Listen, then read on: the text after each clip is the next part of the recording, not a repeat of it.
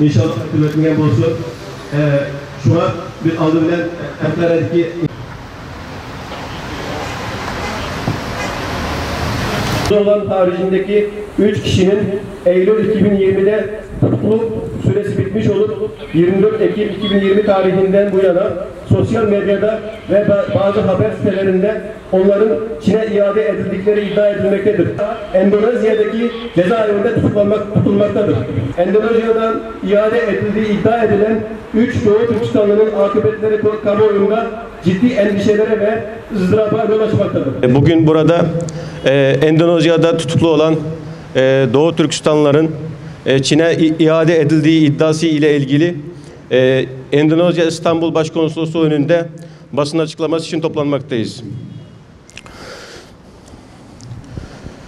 Doğu Türkistan'daki Çin zulmünden kurtulmak için Endonezya'ya gelen ve 2015 senesinden bu yana Endonezya'da tutuklu olan Ahmet Mahmut, Abdülbasit Tüzer, Abdullah Bayram ve Ahmet Bozoğlan adlarındaki 4 Doğu Türkistanlı'dan Ahmet Bozoğlan haricindeki 3 kişinin Eylül 2020'de tutukluluk süresi bitmiş olup 24 Ekim 2020 tarihinden bu yana sosyal medyada ve bazı haber sitelerinde onların Çin'e iade edildikleri iddia edilmektedir.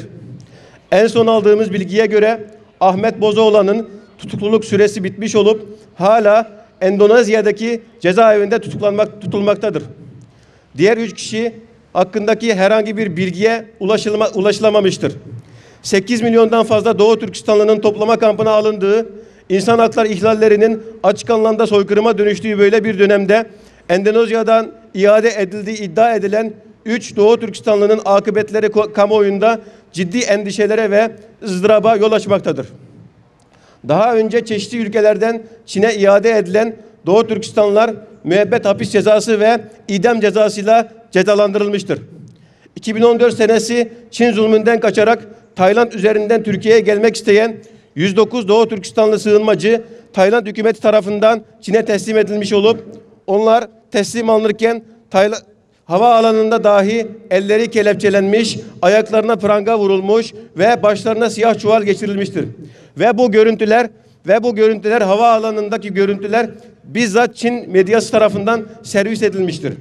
2017 senesi Mısır'da yaşayan 21 Doğu Türkistanlı öğrenci tutuklanıp Çin'e iade edilmiş olup onlardan İlyas Can Rahman toplama kampına alınırken diğerlerinin akıbetleri tam olarak bilinmemektedir. 2016 senesi Nurullah Abdülbasit Suudi Arabistan yönetimi tarafından tutuklanarak Çin'e iade edilmiş olup hapis cezasına çarptırılmıştır.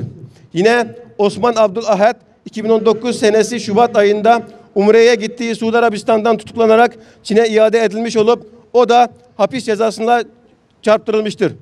2006 senesi Doğu Türkistan asıllı Kanada vatandaşı Hüseyin Can Celil akraba ziyaretine gittiği Özbekistan'dan Çin'e iade edilerek müebbet hapis cezasına çarptırılmıştır.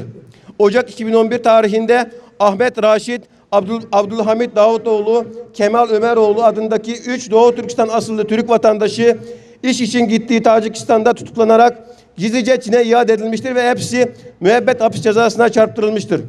2003 senesi Pakistan'dan Çin'e iade edilen İsmail Samet 2005 senesi idam edilmiştir. 2015 senesi yine 25 Doğu Türkistanlı Afganistan'dan Çin'e iade edilmiş olup onlardan bir daha haber alınamamıştır. Bunun gibi yine onlarca acı olay vardır. Sosyal medyada dolaşan haberler üzerine diasporada yaşayan tüm Doğu Türkistanlıların dikkati Endonezya'ya çevrilmiş olup bir an önce bu iddiaların doğru olup olmadığını öğrenmek istemektedir. Şayet iddialar doğruysa hem İslami hem insani açıdan kardeşlik bağımızın bulunduğu Endonezya hükümeti tarih önünde ve insanlık önünde büyük bir vebal işlemiştir.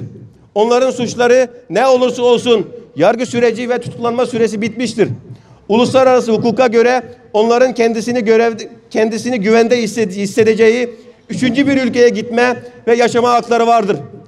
İşkence Sözleşmesi'nin 3. maddesine göre hiçbir taraf devlet, hiçbir şahsı işkenceye tabi tutulma tehlikesinin olduğuna dair esaslı sebeplerin bulunduğu kanaatini uyandıran başka devlete geri gönderilmeyecek, sınır dışı edilemeyecek ve iade edilemeyecektir.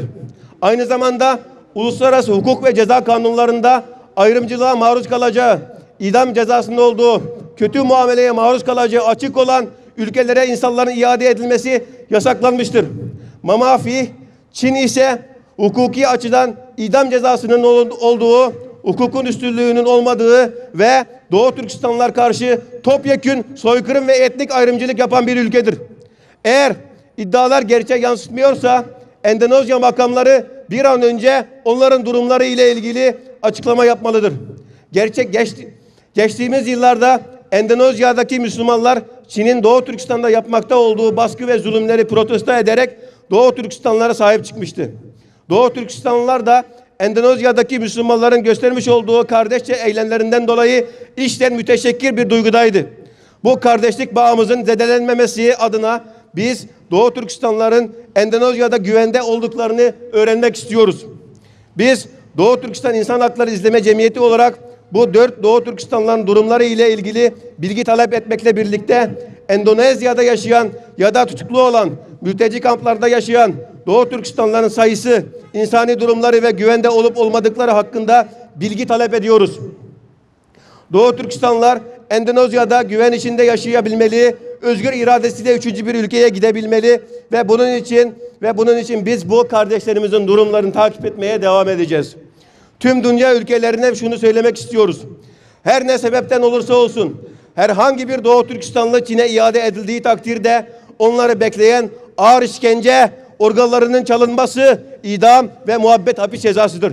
Onların aileleri ve tüm akrabaları, arkadaşları ve yakınları tehlikeye girecektir. Hiçbir ülke, hiçbir Doğu Türkistanlıyı hiçbir şekilde Çin'e iade etmemelidir.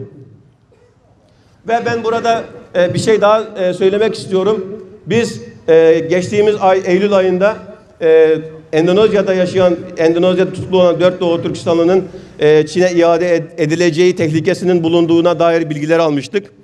Ve bu bilgiler aldıktan hemen sonra ilk başta Endonezya İstanbul Başkonsolosluğu olmak üzere Ankara'daki Endonezya Büyükelçiliğine de mektuplar gönderdik.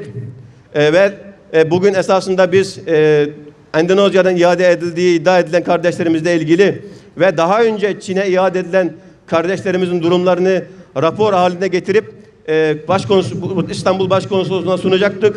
Ama dün bize Endonezya Ankara Büyükelçiliğinden yanıt geldi ve Doğu Türkistan İnsan Hakları İzleme Cemiyeti'ne randevu vereceğini söyledi.